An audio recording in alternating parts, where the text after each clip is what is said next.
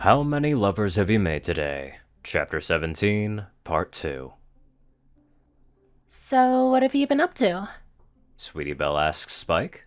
The Crusaders and Spike stand in the crowd, while Pinkie, AJ, and Fluttershy talk amongst themselves about what they should do first. Oh, just a few things around the castle, he remarks, while glancing at the various games. How about you three? Still trying to find your cutie marks? Not really. Scootaloo comes in. Rarity has been busy lately, so we've been helping Sweetie Belle around her house. But we're still making a list of what we plan to do once Rarity is done. Apple Bloom adds. Ever since he learned the truth about Ponyville, Spike has taken a lot of time to think about his friends. How he plays a part in their lives, and how much they mean to him. The innocent visor was lifted away, and Spike realized that his love for Rarity was just a farce. While he knows Rarity can be very generous, he can't deny her cruelty as well. She knew he liked her, and yet she strung him along for her benefit. So while he worries about her, a part of him is still upset by what she did to him. Spike? Scootaloo whispers to him, looking over her withers at the others for a moment, making sure only he and the other Crusaders can hear her. Yeah? Do you know what's happened in Ponyville? Spike's eyes widen a bit before he calms himself. It shouldn't be a huge surprise that the Crusaders may have heard some stuff about what happened, but he'll prod them a bit to make sure. What do you mean? Apple Bloom moves closer to Spike too. The day you and Twilight left, Applejack was hurt pretty bad, and no pony would tell me why. Even after that, Applejack just kept telling me it was nothing to worry about. It's the same with my sister. Sweetie Belle confirms. After that day, she fell into this project and won't leave her room. I also haven't seen Rainbow Dash in a long time. Scootaloo's wings droop. And all the fillies and colts at school keep saying that the elements did something wrong. Is that why Rainbow's gone? Spike isn't sure how to respond to this. Then he recalls what Anon told him the night he learned the truth. He can either allow the Crusaders to remain ignorant, or he can tell them the truth. Spike does something he's only seen Twilight and Anon do. He puts on a fake smile.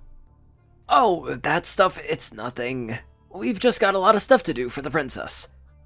The Crusaders visibly relax as their smiles come back. Really? Sweetie Belle asks. Of course, I know it's tough right now and it will take some time, but everything will go back to normal. Scootaloo walks over and elbows Apple Bloom. See, it's just element stuff. I guess we were worried over nothing. The entire mood of the group had lifted considerably, and while Spike feels sick to his stomach that he lied to them, he also can't deny that ruining this day would have been worse. So when are you and Twilight coming home? Sweetie Belle asks. Home?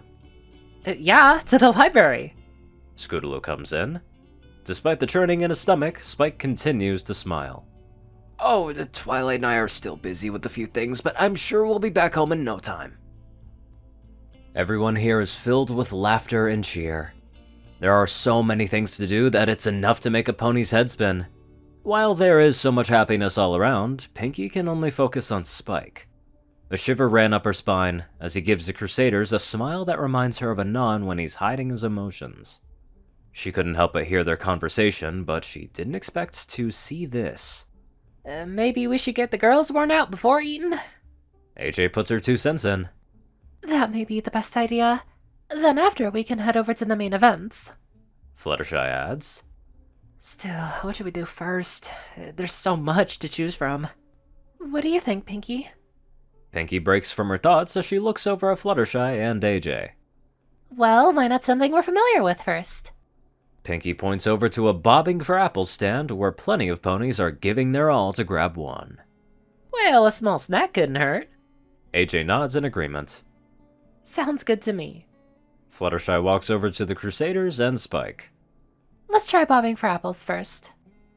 That'll be easy. Scootaloo announces as they walk over to the stand. Pinkie settles up close to Spike before leaning in close and whispering to him. Hey, Spike, do you mind if I talk to you real quick? He jumps in surprise before looking up at Pinkie. It's strange, but he gets the sense that Pinkie isn't herself, even though her smile looks as normal as it usually does. Okay. Pinkie leads Spike away from the others without a word. but Fluttershy gives a sidelong glance before returning her attention to the others as they wait in line. Once Pinkie leads Spike to a more secluded place, she pauses in thought on how to approach this subject. Are you alright, Pinkie? You're not acting like yourself. Spike asks. Pinkie lets out a long sigh. Was it that obvious? Kinda. I've been getting better at reading ponies recently. Spike twiddles his claws. Pinkie can just tell by looking at Spike that he's not the same Drake she knew. Just the way he speaks is enough to tell her that he's done a lot of growing up since last she saw him. Though she can only guess it was out of necessity due to whatever's been going on. When did you learn about Ponyville? Pinkie asks. He's surprised that Pinkie knew, but the sad look she's giving him is exactly the one Anon had the night Spike learned the truth. After Anon's party. Luna told me, and then a lot of stuff happened. He answers. Pinkie kneels. I'd like to hear about it if it's not too much trouble. Sure, but why? A lot is going on that I don't understand, and I'd like to know as much as I can before making my decision. Decision about what? Can you keep a secret? Spike nods. I want Anon to help me get my friends back on their hooves. I don't know how much my story will help, but I'll try. Pinkie gives him a smile and pats him on the head. This information will hopefully give Pinkie a good idea of what's been happening, and how she'll approach Anon with the subject.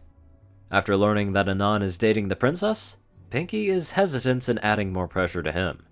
While she wants to help her friends, she doesn't want to lose Anon either. Anon stands beside Celestia as she chats with Fancy Pants. He continues to scan the area for anything out of the ordinary, but finds nothing. A long and tired sigh leaves him as he rubs the back of his neck. Being paranoid about nothing is going to ruin this day Celestia and him have together. He needs to concentrate on something else. Shifting his gaze, he studies the various games that are on display for everyone to play.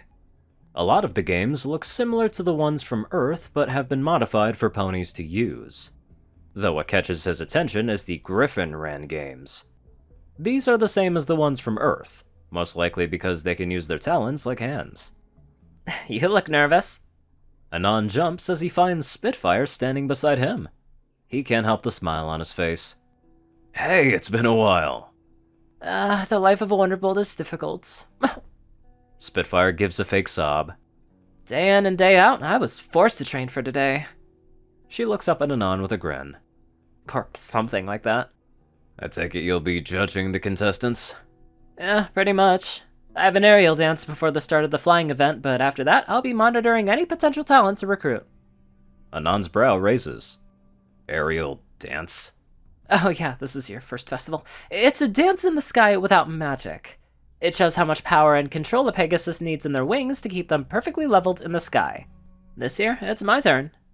Sounds impressive. You'll understand once you see it. Spitfire's ears perk up as a tone is heard from a nearby speaker. Oh, they're calling everyone back in to get ready. Congratulations on dating the princess, by the way. Thanks, is all Anon can say as Spitfire takes off. Have a pleasant shot. Anon looks back at Celestia. Yeah, you good? Everything is going as planned. So are you ready to enjoy some games?